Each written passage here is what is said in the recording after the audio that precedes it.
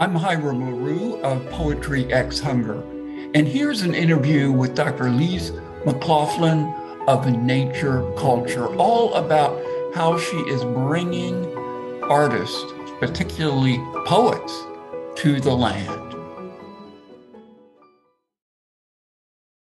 It is my real distinct honor to have Dr. Lis McLoughlin here with us with Poetry X Hunger to visit for a few minutes about the amazingly cool and really groundbreaking work that she has led over the last several years.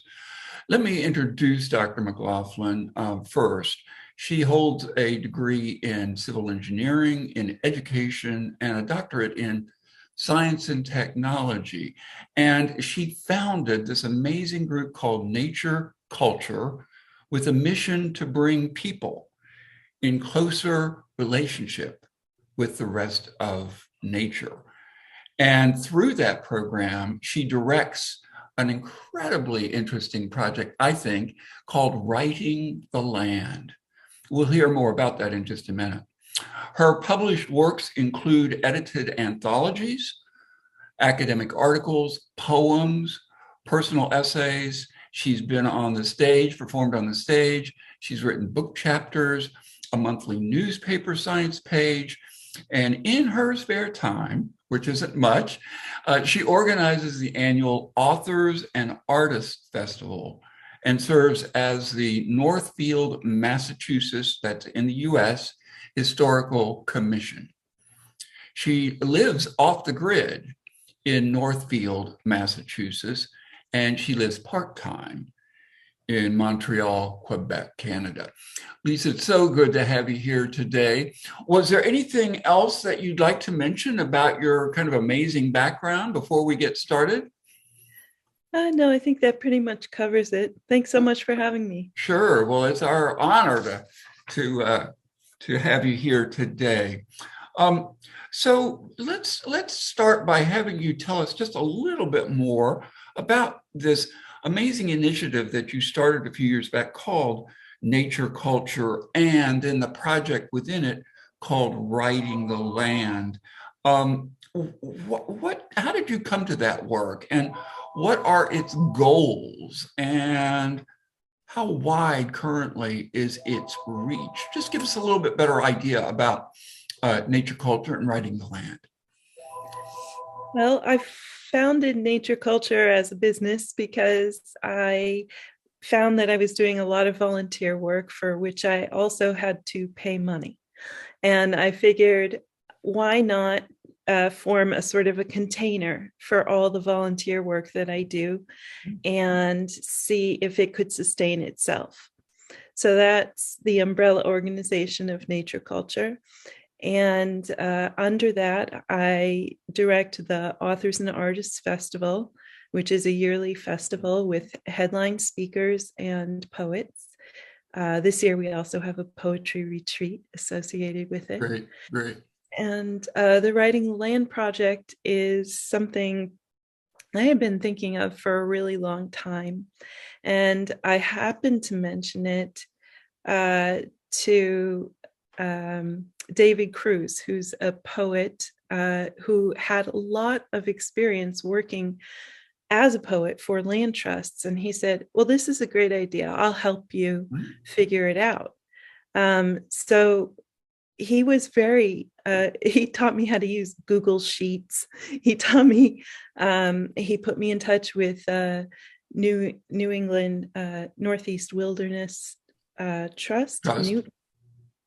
And they're fantastic, and they shared some of their partners with us, and then it sort of networked from there.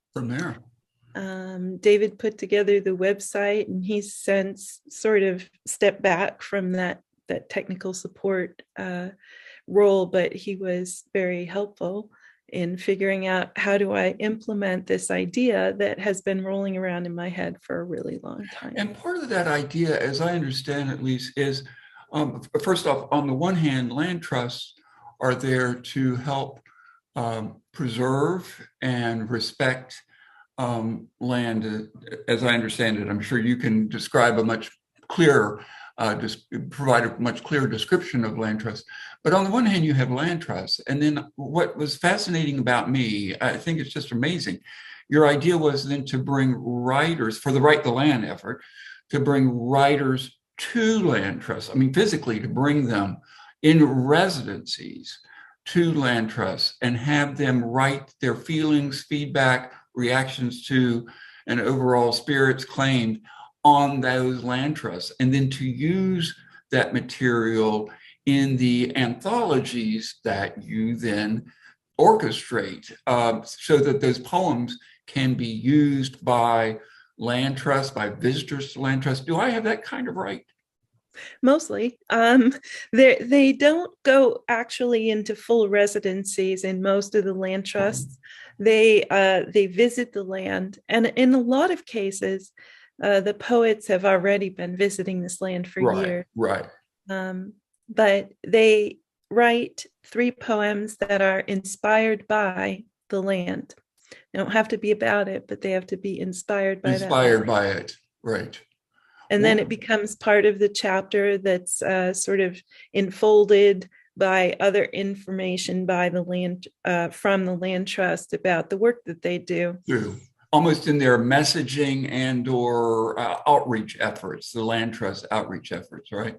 And you've produced 1 anthology, is that correct so far, or are there more? Right. No, we have 1 for this project, Writing the Land Northeast, because all of our contacts were in the Northeast. And for 2022, we'll have 4 of them. We also have another anthology that's associated with the Authors and Artists Festival, and that contains essays and poems from the first 2 years of Authors and Artists, which has a nature theme to it. So am I counting correctly? You're working on 5 anthologies? Is that right? Well, no, I'm working on, I'm working on 4 anthologies this year, plus 2 independent book projects. Now that I'm publishing as well, NatureCulture is going to publish these anthologies ourselves this year. Right. And so we have 2 other authors who would like to publish books with NatureCulture. We're really grateful that you're here because you are a very busy person. Tell us a little bit more about the extent of land trusts. They're all over the U.S., correct? And I think you were telling me at one point, there are hundreds, if not thousands. There are thousands, okay. thousands of them. And how deeply have you been able to connect with those trusts to encourage this kind of cross-disciplinary approach, bringing poets to visit and be inspired by the trust? Well, I was really surprised to find that a lot of them are already thinking along these lines. They need to figure out how to reach people because they survive on donations as nonprofits. And many of them had wonderful projects already started, telling the stories of their land. Some of them would post poems up on the land. So as you go through the trails, you would see them. So it wasn't a hard sell.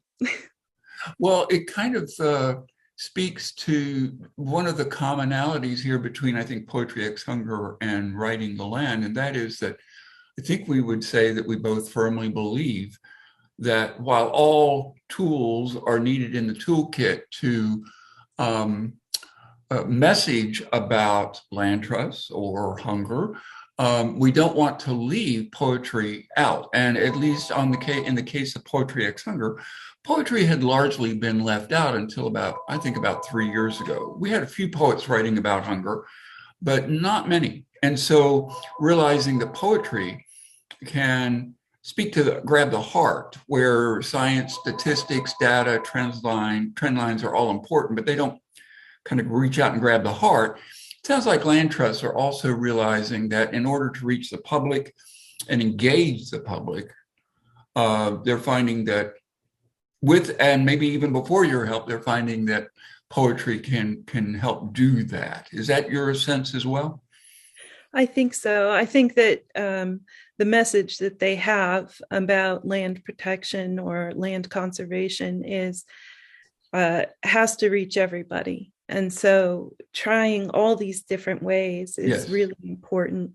I also think that there's already a large overlap between people who read poetry, who read essays about nature, and who love the land, so that they're outreaching to new areas, but they're also strengthening their connections and with people who are already interested but may not know exactly how to use that interest to Right. make a difference. Yep. So by pairing with the land trusts, they can do that. You're helping them express their ongoing and kind of natural interest in this.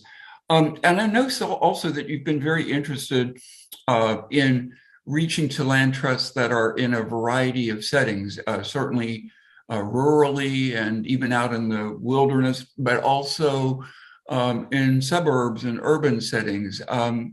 And that seems to me like it will be an incredibly important way to include a variety, a diversity of people in the nature culture, writing the land effort. Any thoughts on bringing those acclaimed diverse voices to bear in the work you're doing? Yes, our first anthology was put together with just poets who were attracted to the project, and we didn't really do a lot of recruitment. So the voices that are in there are reflective of who found us the most easily. For the 4 anthologies we have coming out in 2022, 3 of them are half BIPOC poets. So Black, Wonderful. Indigenous, or people of color poets. And we did that through selective recruitment. A lot of times it was encouraged or required by the land trust. They really wanted to work with the indigenous populations near them, Sure. or they wanted poetry in more than one language. They wanted to reach out to the communities near their land. So we were able to accommodate that. That's And wonderful. it's really strengthened the project a That's lot. really enriching. Yes, absolutely. And we've had that same kind of journey at Poetry Ex Hunger, where we've reached out intentionally and tried to bring in young, old, people of all ilks and celebrate, showcase their work. Maybe it's a kind of a duh, but could you say for just for a second a little bit about your thinking on what do you see as a connection between the work that you do with land trusts, bringing arts to them, and in service to them, and Poetry Ex Hunger? What's kind of the connection between, is there a connection between respect for the land and the anti-hunger or the hunger frame? Oh, on many levels. I think the most obvious level is farmland. Agricultural land is being lost in huge chunks to development, to the kind of agriculture that doesn't feed people, that creates huge monoculture fields of non-food. Mm-hmm. So it's really important that we keep the ability to feed ourselves in our communities. And so one of our anthologies for 2022 is Food Ways, WAYS, and Mm-hmm. Social Justice. And Mm-hmm. that's the one that we're very grateful to partner with you on, as one of the people writing about how the arts can help Mm-hmm. support farmland. Yeah. So land trusts they are forested areas, but they are also farmland areas, and there may be even neighborhood park areas. Do I have that right? I mean, Yes, there are a variety of kinds of land trusts. right. Land trusts can do all kinds of conservation. Some specialize in farmland. Some include farmland as one of the things they can do. There are land trusts that specialize in green spaces in cities. Yeah. They want a small green area near every person in the US. There are others who specialize in huge tracts of forested land. And so they all have a piece of this puzzle of how do we keep land from becoming strip malls? How do we keep trees helping us fight environmental degradation? Climate change and degradation, yeah. And so it's that respect for the land, and wanting to maintain it for future generations. It kind of is a common thread throughout most all the land trust work, correct? Well, a respect for the land is definitely there. And they all have a different idea of what that means. Okay. I mean, some land trusts focus on how do we sustainably harvest trees, while another will focus on how do we let trees be trees without human interference. So there's a whole range. Yeah. There's even community land trusts, where people will take a large piece of property and preserve a bunch of it so that it doesn't become developed, and then develop houses on close to one another in a community on another part. So they're all trying to think about how to respect land and its uses, other than just as a resource. And I think it's just so cool that and as I said earlier on, I think groundbreaking that you're helping them, facilitating their interest in bringing kind of the arts and specifically poetry and poets to bear in making the case and convincing and engaging the public in this important effort. Looking ahead, Liss, what do you see kind of coming down the pike in terms of your work with NatureCulture and writing the land? Sounds like you've got lots of things going currently. Let's project out maybe, I don't know, 5 years from now. Where do you see the NatureCulture and writing the land being at that point? Oh, I wish I knew.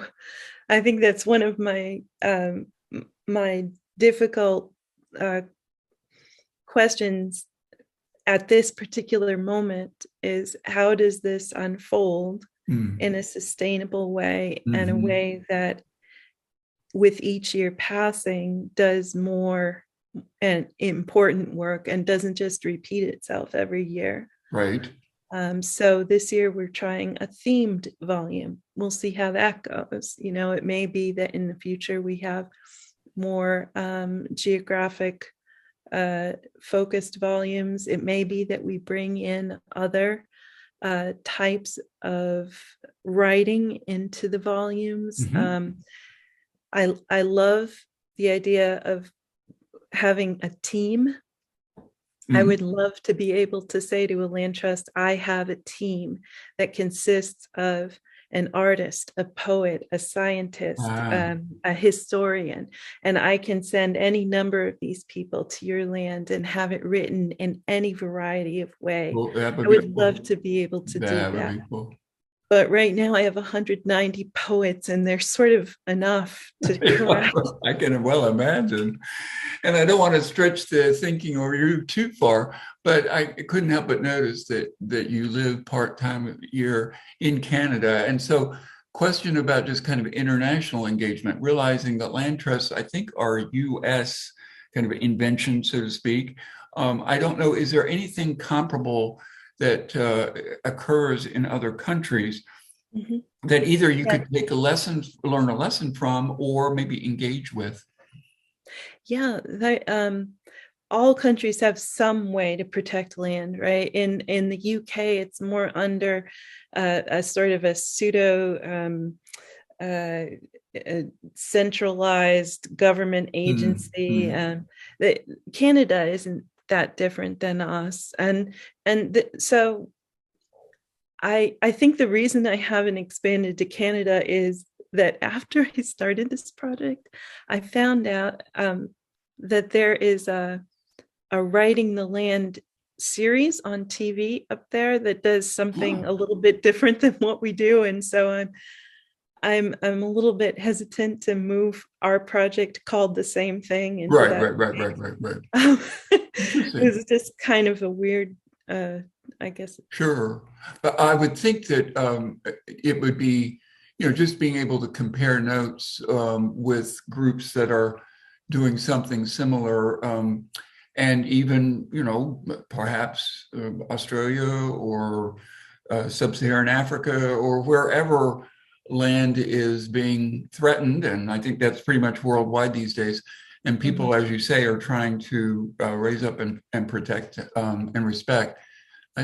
Just the concept that you have of bringing two probably somewhat traditionally distinct groups together, although you were mentioning that artists often are already plugged into the land trust, but I can easily see where there would be some who would say, well, what are artists doing on, with land trusts? Why that combination? But I think it's in the powerful combination that you've uncovered that there's real hope for delivering that message or those messages more clearly.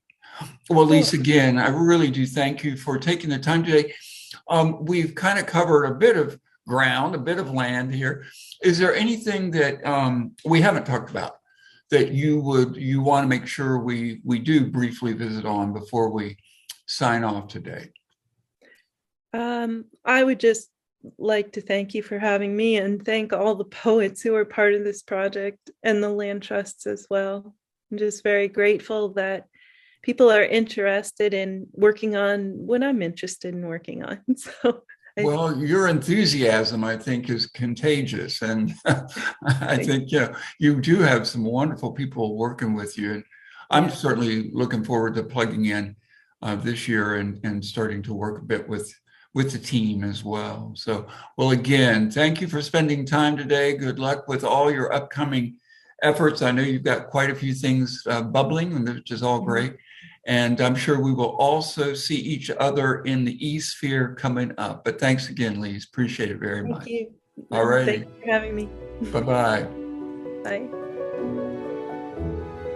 Thanks for joining us today for the interview with Dr. Lis McLoughlin of NatureCulture. Here are some contact websites for her good work and the contact website for Poetry X Hunger. Thanks for joining us today.